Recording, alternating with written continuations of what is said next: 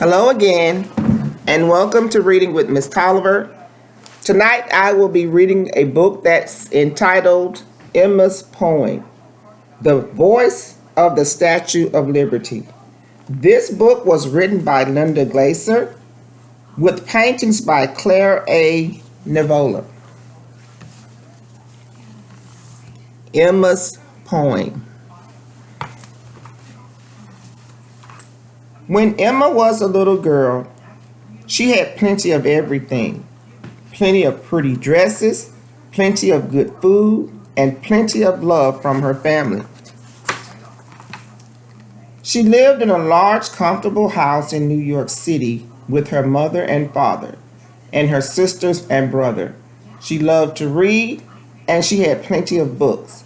She loved to write, and she had plenty of time to create stories and poems.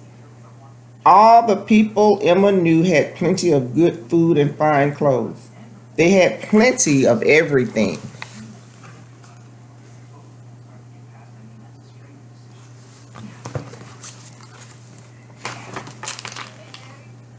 Even when Emma was all grown up, and by then a well-known writer, she still only knew people who had plenty of everything. But one day Emma visited Ward's Island in New York Harbor. There she met very poor immigrants, whom she had only heard about. They had traveled a long way across the ocean by boat. They wore ragged clothing and looked tired and sad. Some were sick, all of them were hungry. They were the poorest people Emma had ever seen. Her heart hurt to see them.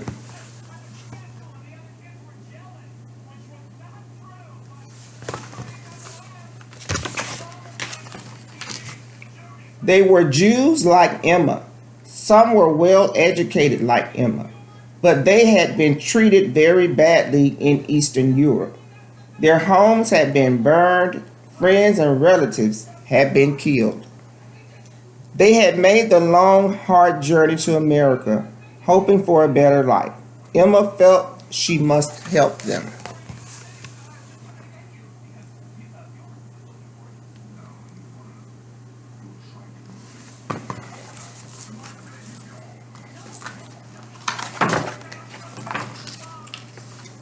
At that time in the 1800s, people believed that a fine lady like Emma should not mingle with poor people. But Emma often visited the immigrants. She helped them learn English and get training for jobs. In time, she made friends with many of them.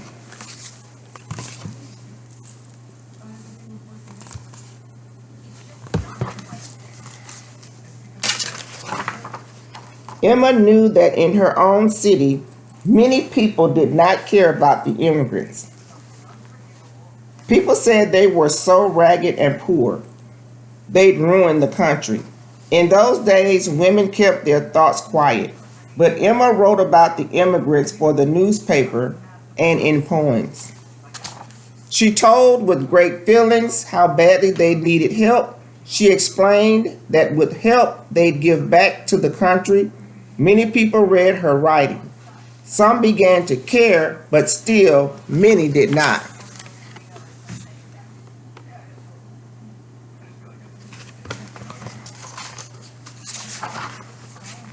One day, Emma heard about a statue being constructed in France as a gift of friendship for the United States.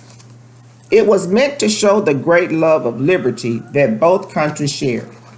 The statue was huge, 151 feet tall. The arm holding the torch was 42 feet long. The statue would be erected right in New York Harbor. But first, money was needed to build a very large pedestal for the statue to stand on.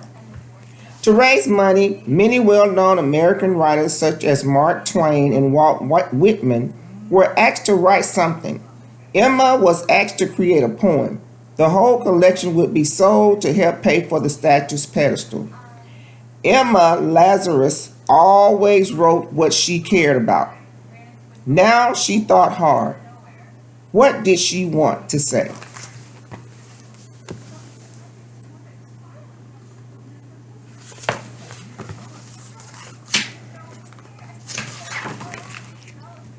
At that time, the Statue of Liberty had nothing to do with immigrants.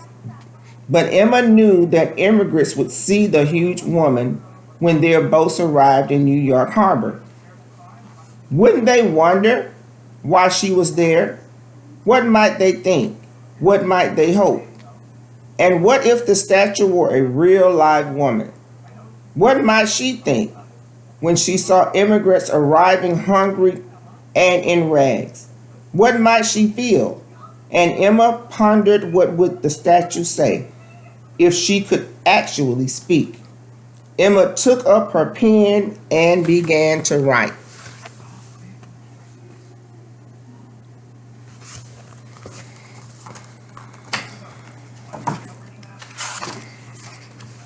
Emma's poem was the only one read at the large celebration in 1883 to raise money for the pedestal. Those listening heard a powerful new voice speak up for the immigrants. In the last few lines of Emma's poem, they heard the huge statue send out a welcome to immigrants and boldly tell the world, "Give me your tired, your poor, your huddled masses yearning to breathe free."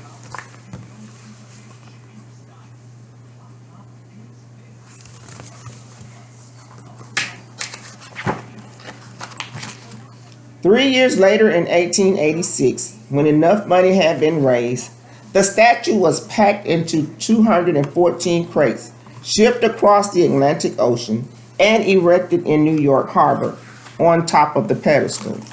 Although sadly Emma did not live to see the statue erected, she knew that her poem helped buy the pedestal for it.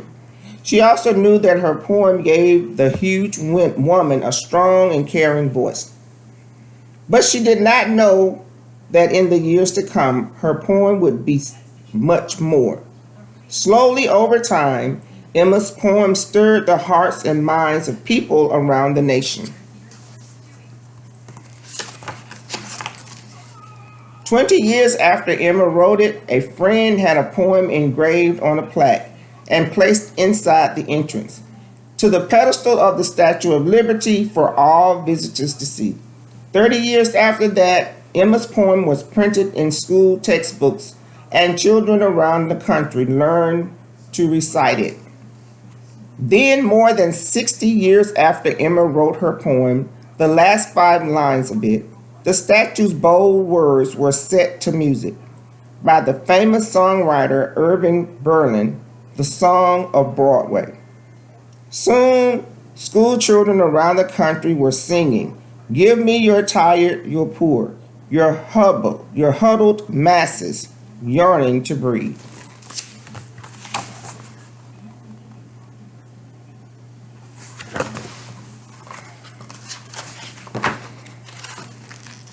Now the huge statue was much more than a gift of friendship from France to the United States, because Emma's poem, The Statue of Liberty, had become the mother of immigrants, and her torch was a lamp held out to welcome them. Today, Emma's poem is so well known that women look at the Statue of Liberty, they can almost hear her speaking. "Give me your tired, your poor, your huddled masses yearning to be free, to breathe free. The wretched refuse of your teeming shore. Send these to homeless, tempest tossed to me. I lift my lamp beside the golden door."